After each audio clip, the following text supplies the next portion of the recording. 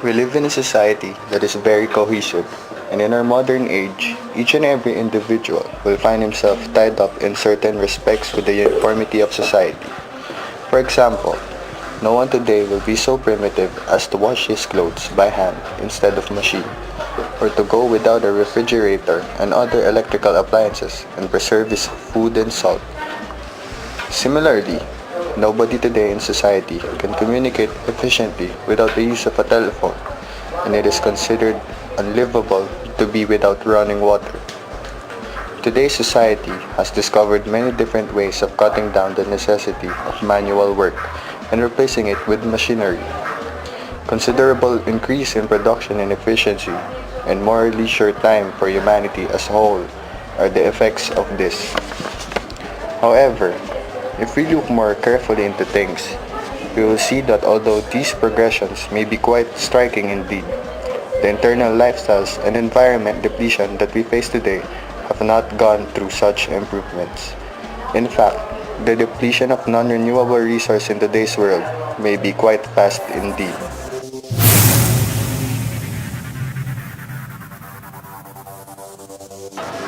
In this episode of the Viper's Corner, we will talk about one important way of understanding the world around us, and that is geology. Scientists use geology to understand how geological events affect people, whether it comes to natural disasters to natural resources. As the human population grows, more and more people are being exposed to natural geologic hazards like floods, earthquakes, volcanoes, tsunamis, and landslides. Some geologists use their knowledge to understand these natural disasters. With this, we are able to forecast these types of events. Scientists studied the history of these events as recorded in rocks. With that, they will be able to detect when the next volcanic eruption or earthquake will occur. They also study the geologic record of climate change in order to help predict future changes. As human population grows, geologists' ability to locate fossil and mineral resources such as oil, coal, iron, and aluminum becomes more important. Finding and maintaining a clean water supply and disposing of waste products requires an understanding of the Earth's systems through which they cycle, one of which is the rock cycle. Field specialist Zara Giordana will explain the rock cycle and the bad effects of non-renewable minerals. Rocks at the surface of the Earth are of many different ages. They range from over 3 billion years old to less than 1 million years old. How are rocks formed from new matter? The answer is from older rocks. Older rocks are broken up and their materials go to make younger rocks. These younger rocks may in turn be altered by various processes and their matter goes to make still younger rocks and on and on. This process of forming younger rocks from older rocks is clearly cyclical. Older rocks are recycled to make younger rocks, just as old aluminum cans are recycled to make new aluminum cans or old newspapers are recycled to make new cardboard boxes. We call this the rock cycle, just as we could have a can cycle or a paper cycle. One issue concerning geology is the issue about non-renewable minerals. First, let me tell you what a mineral resource is. A mineral resource is a concentration of naturally occurring material from the Earth's crust that can be extracted and processed into useful products and raw materials at an affordable cost. An ore is a rock that contains a large enough concentration of a particular mineral, often a metal, to make it profitable for mining and processing. There are two kinds of ore, high-grade ore and the low-grade ore. High-grade ore contains a large concentration of the desired mineral, while the low-grade ore contains a smaller concentration. Reserves are identified resources from which the mineral can be extracted profitably at current prices. Heating ores to release metals is called smelting. Without effective pollution control equipment, smelting can cause a lot of damage. produce air pollution that can damage soil, crops, and water. Smelting also produces solid and liquid hazardous waste that requires safe disposal. The environmental effects are mining, processing of non-renewable minerals, and the use of non-renewable minerals. The environmental effects in mining are disturbed land, mining accidents, health hazards, mine waste dumping, oil spills and blowouts, noise, ugliness, heat, and subsidence, which is the collapse of land above some underground mines. The environmental effects in processing non-renewable minerals are solid waste, radioactive materials, air, water, and soil pollution, noise, safety and health hazards, ugliness, and heat. The environmental effects in the use of non-renewable minerals are noise, ugliness, thermal water pollution, pollution of air, water, and soil, solid and radioactive waste, safety and health hazards, and heat. Scientist Karen Binet will warn us about the usage of mineral resources. Maximum global production is expected between 2020 to 2050, followed by a decline in production. The challenge is to plan now for the decline in oil supply and shift to alternative energy resources. Fossil fuels are a form of stored solar energy. Most are created from incomplete biological decomposition of dead organic materials that is buried and converted by complex chemical reactions in the geologic cycle. Because fossil fuels are non-renewable, we will eventually hard to develop other resources to meet our demands. We must decide when the transition is needed.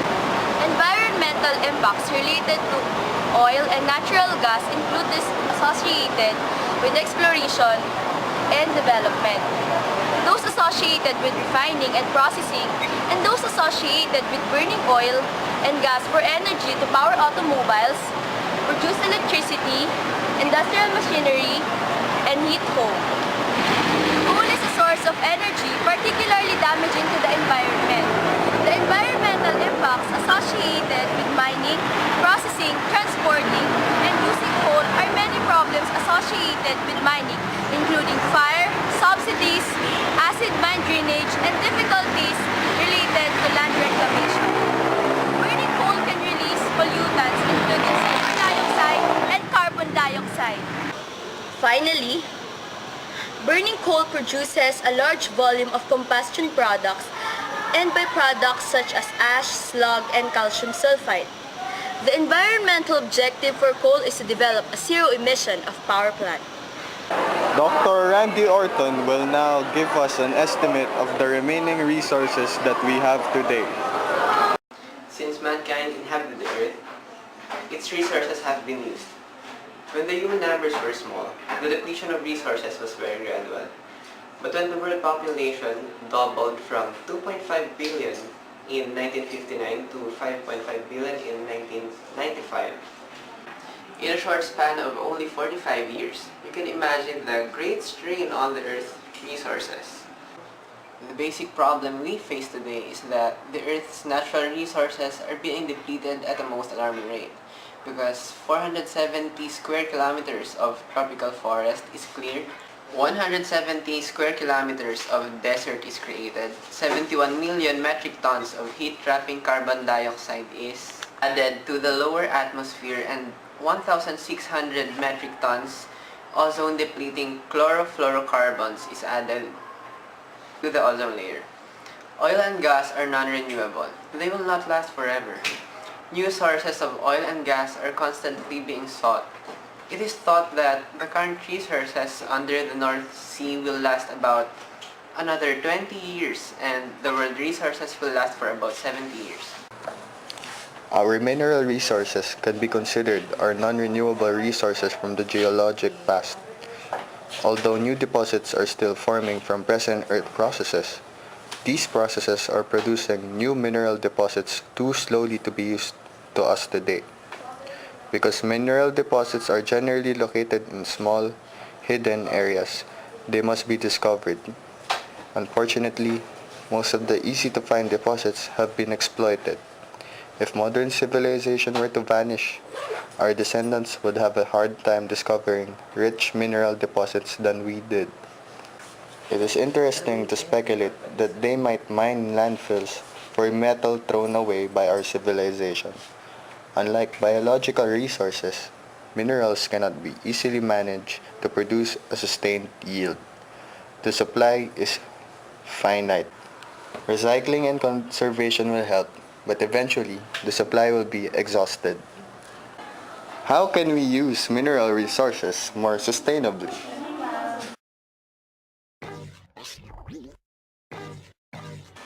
Do not waste mineral resources.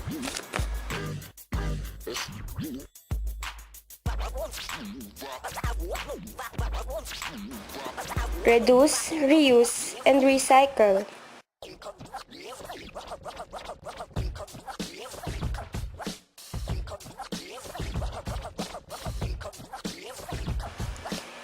Use full cost pricing.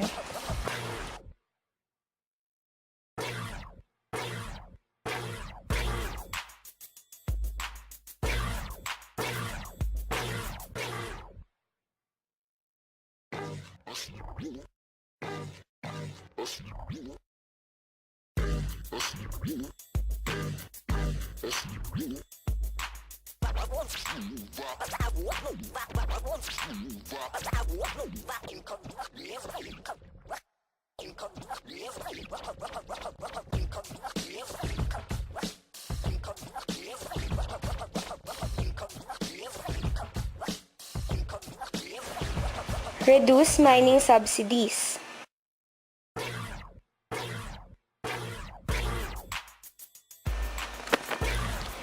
Increase subsidies for recycling, reusing, and finding substitutes.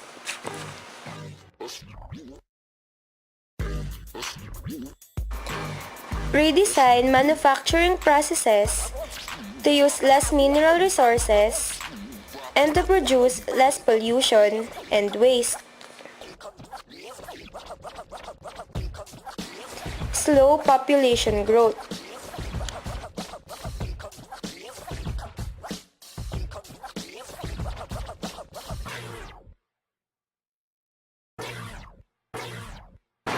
That ends our edition of the Viper's Corner. Until then, study your geology and keep our planet safe.